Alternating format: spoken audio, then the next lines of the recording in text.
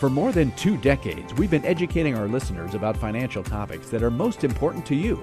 Do you have enough money to retire? How will you keep from running out of money? What's your plan for managing market risk? What about taxes, inflation, and healthcare? Each week, we talk with an advisor at Lucia Capital Group about these issues and more. This is Managing Your Financial Future. Welcome back to the podcast. Johnny Dean, your host here with Professor Rick Plum, certified financial planner professional and accredited wealth management advisor. So last week we talked about, if you listen to these in order, you would know this, the podcast. Some people don't. They jump around, which I found is cool.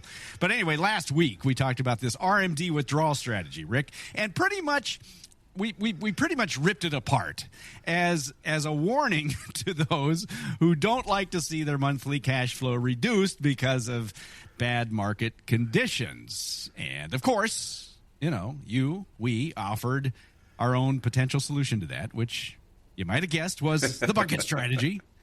Now, in that buckets discussion, Rick, I had you explain for illustrative purposes a very simple buckets very basic plan. Right. One without any of the extras that are almost always used in a real strategy. Now, I know you don't enjoy leaving out the added details, but we only had so much time. So even though it was killing you, you did manage to provide that basic buckets explanation. Well, the basic bucket, you have to start somewhere. And so you have to start with the basics, and then you build from that. You don't start with the Taj Mahal as your first building that you've ever built in your life. You start with something smaller, and then you realize what's going on.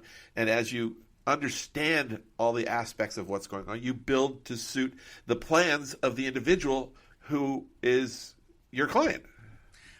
Yes. What a great lead-in. So as a follow-up this week, I want to talk about those extras that we left out last time, because those are what actually distinguish between just any bucket type plan, from what we actually called the bucket strategy, TM. Can I add a TM? I'm going to.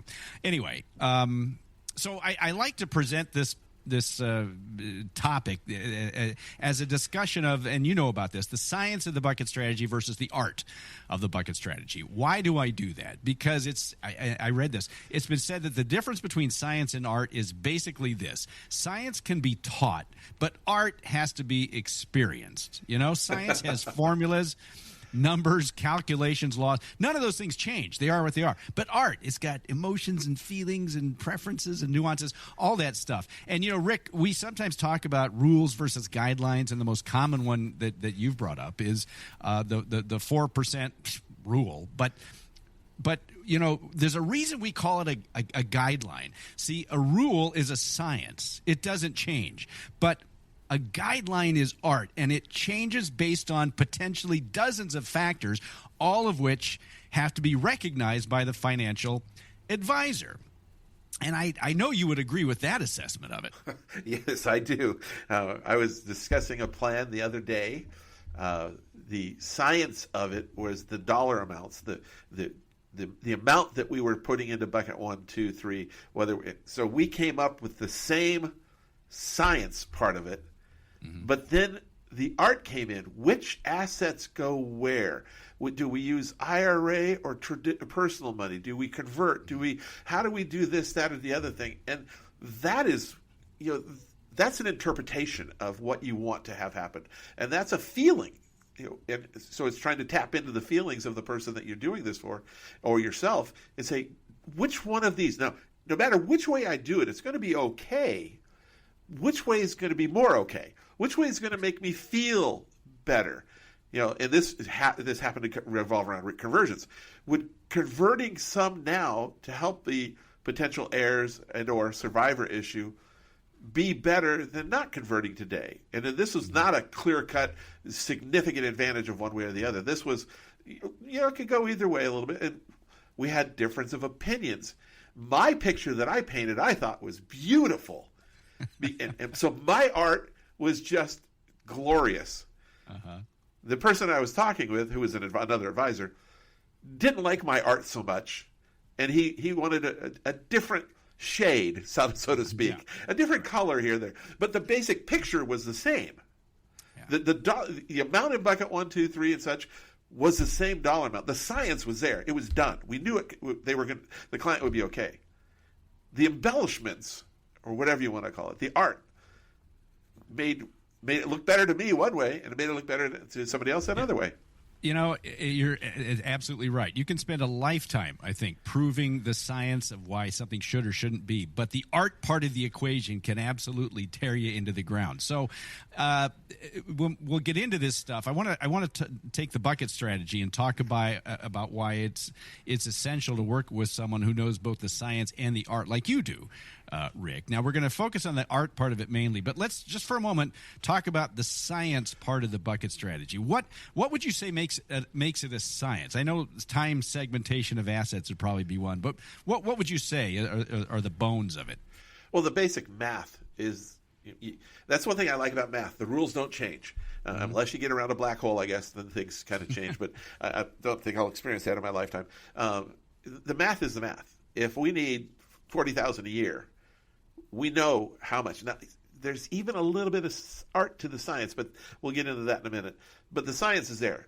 We need to have X amount of dollars for X amount of year, or for Y amount of years, and over that period of time, on a conservative basis, we can earn, Z amount of return. In many cases, I'll just use 0 because that gives it a fudge factor that we can work with. Where the art comes in is how many years. Typically, we use 7. And then we use 8 for the second block because we want the 15-year period of time, because science has told us that we have never had a 15-year period of time where we didn't produce that positive type result out of the stock market, the recovery time. So there's a science to why. But a couple of years ago, I wasn't using, in 2022, late 2022, I wasn't using a 15-year time horizon because I was using a shorter time horizon. Why? Because the 15 years is to protect against a downturn in the not too distant future. Well, if you remember 2022, we'd already had a downturn. So I could shorten my time horizon up a little bit by saying, we're already towards the bottom, hopefully recovering now. So we don't have to go 15. We may only need 14 years because we're a year into the downturn. And that's the art part of it that we're going to get into in just a second. But art and science at the same time. It is. You have to have both. But the science part. The science is straightforward. Yeah. Now, the argument is, and this is where people differ, how long should bucket number 1 be? I was reading a buckets plan from a non-advisor, a journalist, the other day, and his bucket number 1 was 3 years. Well, 3 years just gets us towards the bottom. And so there's still some debate on the science as to what is the appropriate amount. How do you avoid reverse dollar cost averaging? You make sure you have enough money in safe accounts to outlast the downturn. How do you avoid negative sequence of returns? Same answer. Right. This is what makes it. Let's now turn this into the art part of it, because the science is basic, and you're getting into the nuances that we didn't get into last week. So let's talk, and I know there are a bunch of them, Rick, but after you've put together the basic bucket strategy, much like what we talked about last week, and using numbers, and you've got those set up, where can we go from there? And I know there's probably a dozen different ways, but give me some of the important pieces of art that go into the bucket strategy. Well, as I mentioned, art has a lot to do with the assumptions that we're using. Do we use a 6-7 year bucket number 1, or 6 or 7 year bucket number 1, a 7 or 8 year bucket number 2? When we started doing buckets 30 plus years ago, we were doing 14 and 13 year buckets, because at that time that was what the science that we had developed and we had seen, we'd researched it. But as it came out, then we went through the 2000 downturn and all that. We stretched it because there have been more longer periods of time where the market needs more time to recover. So it's an evolving issue. But where we see a lot of the so-called art is in, once we have the allocation. Last week we came up with 280,000 in bucket 1, but 280,000 in bucket 2, 440,000 in bucket number 3. I think were the numbers, if I did the math in my head real quick. Now it becomes, okay, I have personal money, I have some Roth money, I have some traditional IRA money. What do I fund bucket number 1 with? What do I fund bucket number 2 with? And bucket number 3? Do I add a lifetime income component to my overall plan? Do I add alternatives? These are all things that are not required in the basic buckets allocation.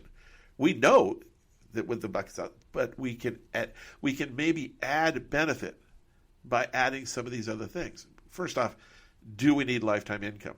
And that has to do with how much of fixed expense, wake-up expenses do you have versus how much money do you have coming in the door from Social Security and pensions and other direct income sources, not the portfolio. We want to make sure that you have enough income to cover your basic needs, regardless of what the market does. It's just because it makes you, and it's not because it's of an investment standpoint. It's an emotional issue. Yeah, and I'm going to have you clarify there when we say, do we need lifetime income? I mean, a lot of people look at bucket number one and say, well, I thought that is my income. No, by definition, bucket number one lasts 7 years. You're talking about potentially another bucket. When you talk about lifetime income, just give me a very brief clarification there. Basically, buying a pension. Carve off X amount of dollars, put it in an investment that pays you guaranteed. This is the only time we can use the G word because the company that's issuing the contract guarantees that no matter what, come heck or high water, as long as you live, and in many cases, as long as you and your spouse or your partner live, this income will continue unabated. Straight, every month, same day, you're going to have that amount of income forever. And so, if we go back to looking at the breakdown of our expenses, I may need $8,000 a month to retire. That may be my retirement goal. I'm just making numbers up.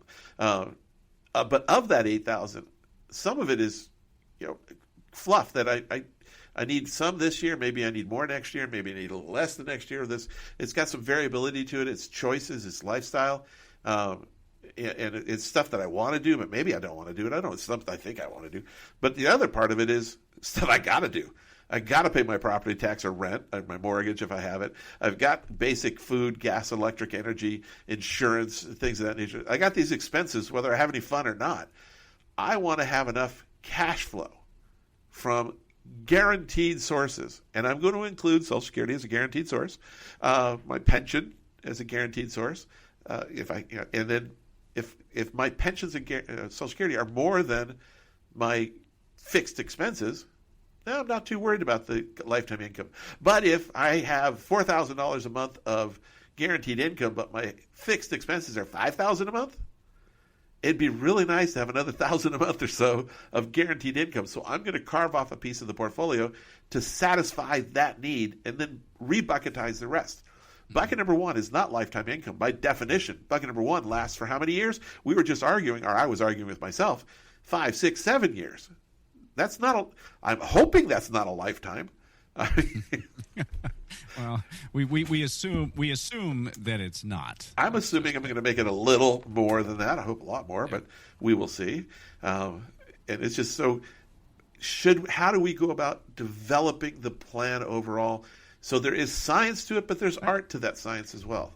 Yeah, so part of the one of the pieces of art that we're putting into this particular bucket strategy that we're talking about has to do with do you need a lifetime income bucket? Is that something? Some people need it, some people don't, but that is something that needs to be considered and needs to be recognized by an advisor who's talking to the particular client or person across the desk. What is it that you need? How can we help you the most? That kind of thing. So that's one thing, but there are a bunch of other things. You mentioned, pensions, but and Social Security. But this Rick, this is Social Security claiming strategies, and this is where we can take that supposed 4% rule and throw it out the window, because it may be that the best option for our life is to defer taking one of the Social Securities, maybe take one early, take one late, but take the bigger one late. And that means, but I still want to retire when I want to retire. But if I want to retire at 66 and I'm not going to take my Social Security until 70. That means I have to rely on the portfolio more heavily in those next 4 years. Well, most likely I'll be breaking the 4% rule over the next 4 years. I may be taking 8%, 9%.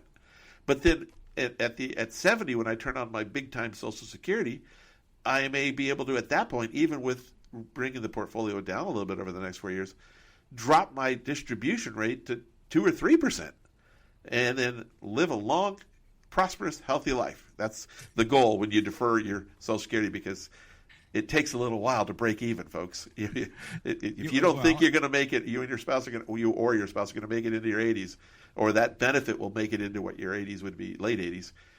Don't defer it. I mean, this is all part of which way should you set up your Social Security claiming strategy. And obviously, nobody really knows how long they're going to live. I sure hope not. Right, but going back to the art part of it, there is a way to sort of hedge your bet a little bit, maybe based on health or longevity history or whatever that is. And it is hedging your bet, because the reality is your decision to be able to defer or not defer is not the make or break decision of retirement. It's just a matter of trying to make it a little bit better one way or the other, or leave a bigger legacy if you live long enough. It is a choice that it can go either way, and it's just a matter of which picture are you drawing that you like better. Do you like the picture that you're drawing that leaves a much bigger legacy if you live a long time, and you have more fixed income, and you have easier cash flow when you're older?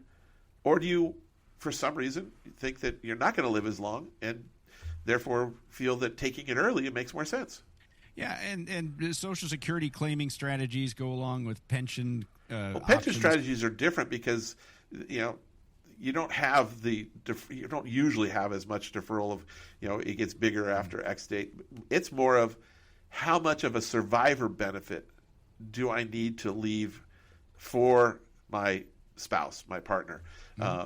If I die, unfortunately, too soon, the unexpected. With Social Security, we're thinking about, we're expecting one way. That's why we're basing our decision that way.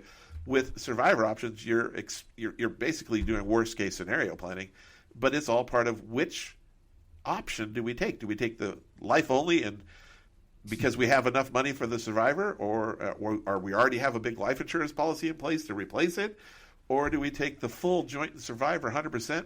So that it doesn't matter who lives, the pension's going to continue, but we need to know that number before we do the buckets, because we need to know what those direct incomes are to know what the shortfall is going to be. If my difference is I'm getting $5,000 a month pension or $4,350, there's a $650 difference if I take one versus the other, and that difference is either money that the portfolio does not need to provide, or money that the portfolio does need to provide. I need to know that when we're developing the scientific part of bucket number one.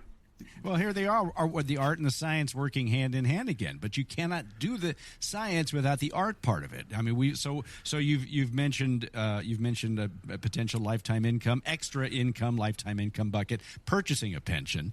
We've talked about Social Security claiming strategies a minute ago, and pensions. Where do potential Roth conversion strategies fit in the art part of the bucket strategy? Well, that's an interesting game, because that's all part of, the first idea. What we were just talking about is how much do we put into bucket number one, bucket number 0, lifetime income bucket. How much do we put into each of the buckets? And to do that, we have to know our Social Security claiming strategy. We have to know our pension strategy. We have to know all these things and build the picture around that. And now we've got the picture. We know that we're going to have X amount of dollars in bucket 1, 2, and 3, whatever the case. But now we're going to go away from asset allocation, and we're going to play with something called asset location. We need X amount of dollars in bucket number 1. Should that be all personal money? Should it be all traditional IRA money? Should it be a blend of the two? Should we have Roth money in there? What type of account do we use to fulfill the individual buckets? And it can change. Now, I could go either way on some of these Roth conversion strategies. I have somebody who's retired at a younger age, and we've talked about it prior podcasts. We've talked about this. You look online and they say the distribution ordering rules are, first and foremost, spend your personal money first. Second, wait until the required minimum distribution age 73 for right now, going to be 75, not too far from now, and then use your IRA, and at last resort, use your Roth IRA. Okay, can be stupid. Although this one client, they got a very nice net worth. They've got a predominantly deferred account, although they've got about 2/3 deferred, 1/3 personal.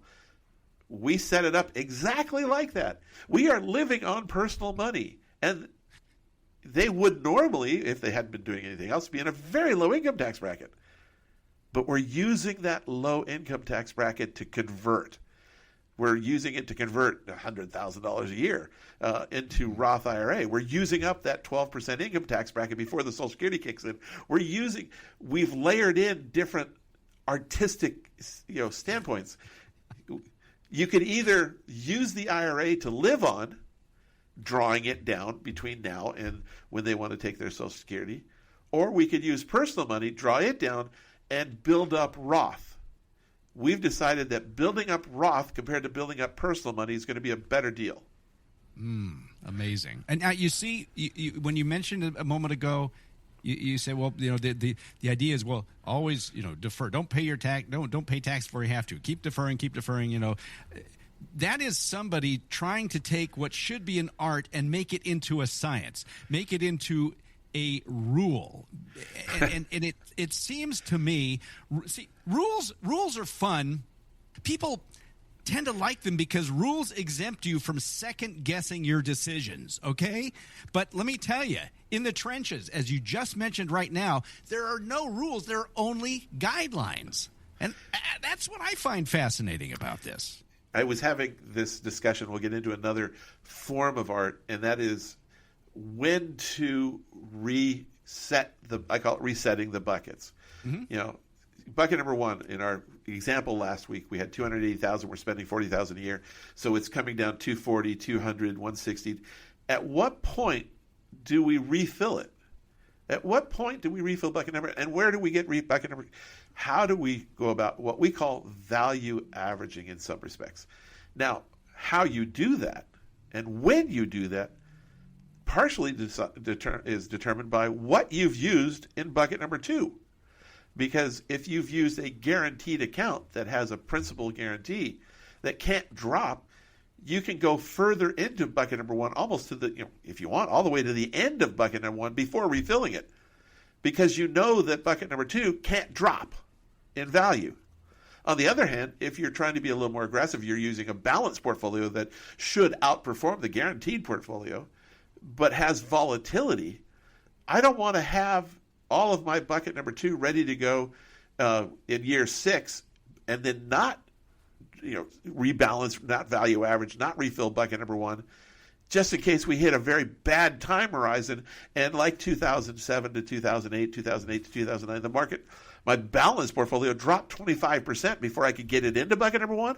I don't want to do that. So I'm going to be looking to do my value averaging earlier if I have volatility in bucket number two, rather than if I have a guarantee in bucket number two. But value averaging, I was talking to somebody who's very, very versed in buckets yesterday, and we were talking about how do we set parameters on when to value average. I said, I don't think you can. And he's like, well, we've got to be able to figure out a way to systematize it. I was like, but there's too many outside factors. The if-then, diagram would be a massive set of tree. I mean, it'd be so many branches. It's going to be a facts and circumstances, life, all these things going on, and that's the value of having a sounding board, people to talk to, and not just doing it yourself. Well, and again, I think on that example, it sounds a little bit like that person was trying to take an art and turn it into a science again. Because going back to the idea, yes, if there is a rule for something, then it's set in stone. We don't have to worry about it. It takes the thinking out. We don't have to make a decision. The decision's already been made for us. Exactly. There it is. We don't have to second guess ourselves because we know. And there you go again, rules versus guidelines, which comes back to science versus art. And but this is also the fun part of planning, the design, the creation. The art is the fun part, and the fact that art is subjective.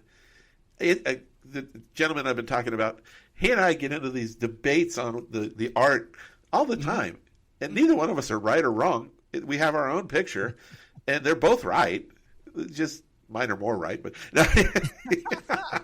Well, see, here's the thing, too. I've used the example of architecture. The architecture, the science is making sure you follow the building codes and, making sure things don't fall down and That's important. Putting it together. Yes, yeah, absolutely. But the fun part is the art of it, which is, maybe this room can flow in this way, and maybe the hallway can widen, whatever it happens to be. Or designing the car, the boring part is just getting the drivetrain to work. Yeah, okay, fine. But wouldn't it be more fun to try to design a really sleek-looking dashboard or whatever it happens to be? Right. I mean, you could take, and we've seen this with Volkswagens, you pull that rounded Volkswagen Bug body off and you put a fiberglass Manx body on it. It's still a Volkswagen. It just looks a whole lot cooler, and it's more fun to drive. It's the exact same car, basically. You're using the pan, you're using the drivetrain, you're using everything. All you did was change the body. But you wanted something that looked good. See? Yeah, I think Manx buggies, Myers Manxes, those are cool looking little toys. And yes, I've owned both. Yes, of course. But this is the point that we wanted to make. And I know last week, as you said, I think last week with bucket number 1, just to illustrate it, I think you spent the bucket all the way down. I did. And then took bucket 2 and refilled bucket number 1 with that. And I think in that example, we spent it all the way down. But on the art part of this, Rick, that rarely, if ever, happens, right? I mean, in real life, you don't normally do it that way, or do you? You don't normally, but you can. And just going back to last week, I did spend it all down to the end of bucket number 1 and refilled it at that point with bucket number 2 because I used a guaranteed contract in bucket number 2. So I wasn't worried about losing value at the wrong moment. I wasn't worried about that negative sequence of return hitting me in a very inopportune moment. So you knew how to set yourself up. Yeah, that's an experienced advisor right there. Well, for the illustration, I use that. I don't usually do that all the time. In fact, in most of the bucket 2 planning I'm using a combination of a little bit more aggressive, some volatility, and the more guaranteed, so that it's basically bucketizing the bucket so I can take advantage of everything and protect against everything that's out there. But even if you did spend bucket 1 all the way down, refill it, spend the new bucket number 1 down, your stock portfolio should be large enough that with the 15 years of growth, even if you have a 15, 20% decline in year 14, you'll be able to replenish. You won't have as much, and I don't like waiting until the last minute to do that because there's that variability, that volatility. But you can because you've already given yourself quite a bit of growth. But that's where, when we're trying to manage not just the market, we're trying to manage the emotions of the owner. We've got that fear and greed streak in us. We all have it. At some point, we have to say, we did bucket number 3. We did bucket 1 and 2 to protect the downturn early on bucket number 3. We've made it a long time. We've done very well in bucket number 3. Let's reset the buckets before the market has a chance to reset the values. Well, hearing you say all this stuff, Rick, I have read descriptions of bucket strategies and people online who have said, well, here's a bucket strategy. And it's even more basic than the one that we used for our illustration last week. Now, technically, they can call that a bucket strategy. I mean, they are segmenting. They are doing a little time segment. But what they're not taking into account, and I don't see this anywhere outside of what you talk about, is all these little things that we have brought up. The lifetime income, the pension options, the Social Security claiming strategies, the what else do we do? Oh, a Roth conversions potentially. Do you take more than 4%? None of this ever comes up in these generic buckets descriptions. And I hate when people call that a bucket strategy when it's not. I'm not going to stick up for the journalists, but I'm going to stick up for them a little bit and say they're writing an article, and I've tried this, and this is why I stopped writing articles on this. I can't write the article and bring everything into it. The what if this, what if that. I can't bring a description of how you paint the picture with all the different variables that could actually be. Last week we did a basic bucket strategy, And that's basically what they're writing about. And so we didn't embellish it last week, but we still did a good job of telling people what buckets were.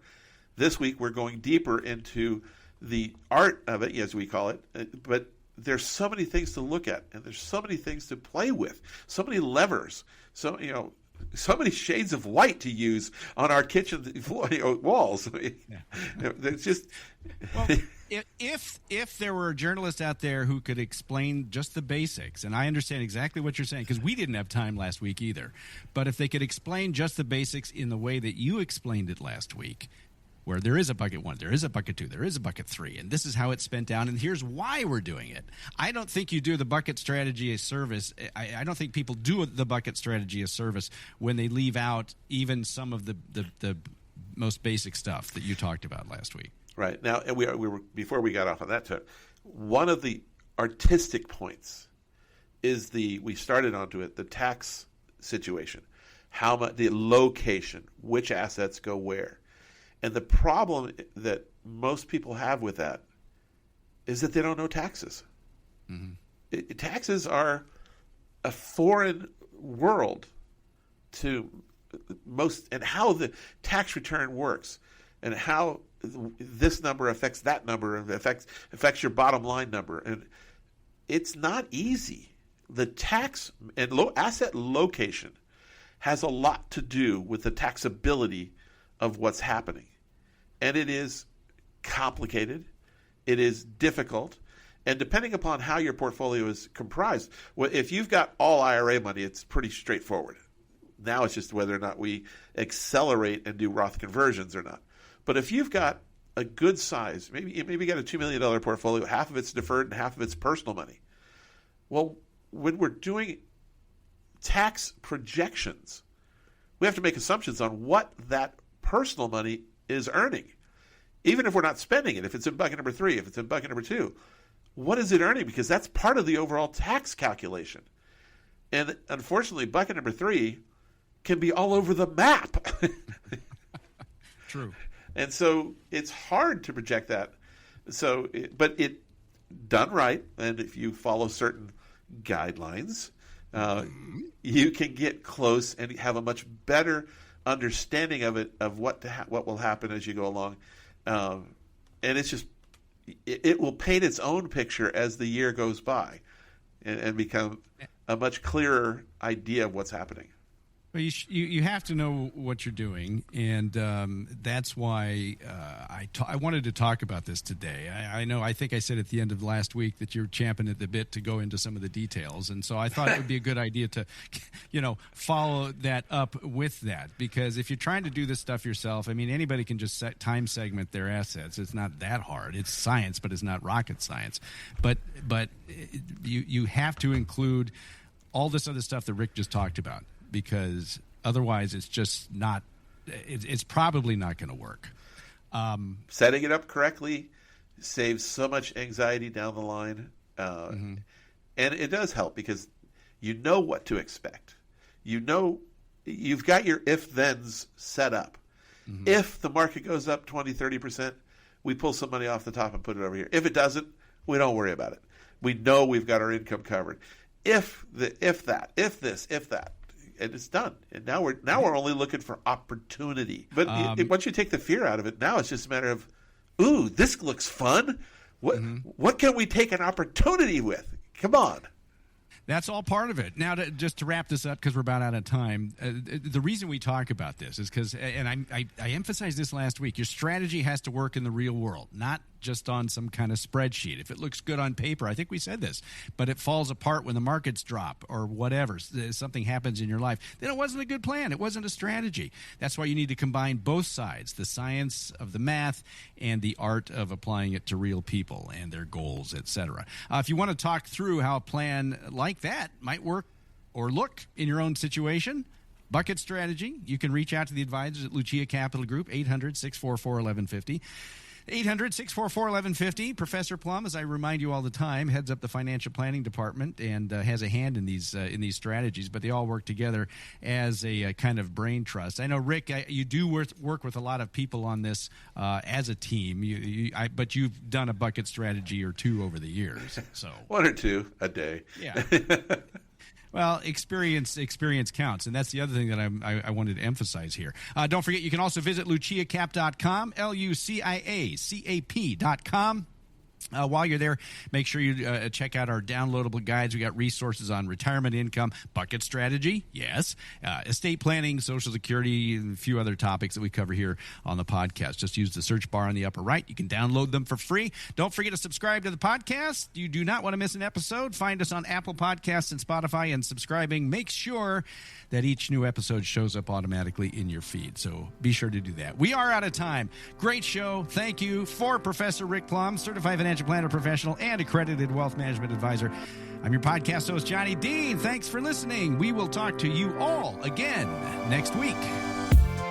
The information provided should not be considered specific tax, legal, or investment advice and is not specific to any individual's personal circumstances. Each taxpayer should seek independent advice from a tax professional based on his or her individual circumstances. These materials are provided for general information and educational purposes based upon publicly available information from sources believed to be reliable. The information in these materials may change at any time and without notice, and its accuracy cannot be guaranteed. There is no guarantee that any investment strategy will meet its stated objective. All investments involve risk, including potential loss of principal. Rebalancing a portfolio may cause investors to incur tax liabilities and / or transaction costs and does not assure a profit or protect against a loss. Examples cited are hypothetical, are for illustrative purposes only, are not guaranteed, and subject to potential federal and state law amendments. There's no guarantee that you will achieve the results discussed or illustrated. An asset allocation strategy does not ensure a profit or protect against loss. A value averaging strategy does not guarantee a profit or protection from loss. You must consider your willingness to continue purchasing during periods of high or low price levels. Stock investing includes risks including fluctuating prices and loss of principal. Alternative investments may not be suitable for all investors and should be considered as an investment for the risk capital portion of the investor's portfolio. The strategies employed in the management of alternative investments may accelerate the velocity of potential losses. IRA withdrawals will be taxed at ordinary income rates. Withdrawals prior to age 59.5 may also be subject to a 10% penalty tax. Roth IRA distributions of principal from a Roth IRA are tax-free. However, any earnings will be taxed at ordinary income rates, and a 10% penalty tax will apply if withdrawn prior to age 59.5 or within 5 years of the date the Roth IRA was established, whichever is longer. Traditional IRA account owners have considerations to make before performing a Roth IRA conversion. These primarily include income tax consequences on the converted amount in the year of conversion, withdrawal limitations from a Roth IRA, and income limitations for future contributions to a Roth IRA. In addition, if you are required to take a required minimum distribution in the year you convert, you must do so before converting to a Roth IRA. The information provided is based on current laws, which are subject to change at any time. Lucia Capital Group is not affiliated with or endorsed by the Social Security Administration or any government agency. Social Security rules can be complex. For more information about Social Security benefits, visit the SSA website at ssa.gov or call 800-772-1213 to speak with an SSA representative. Rick Plum is a registered representative with and securities and advisory services offered through LPL Financial, a registered investment advisor, and member FINRA SIPC. LPL Financial Insurance License number 0518721. LPLIA Insurance License number 0B91442.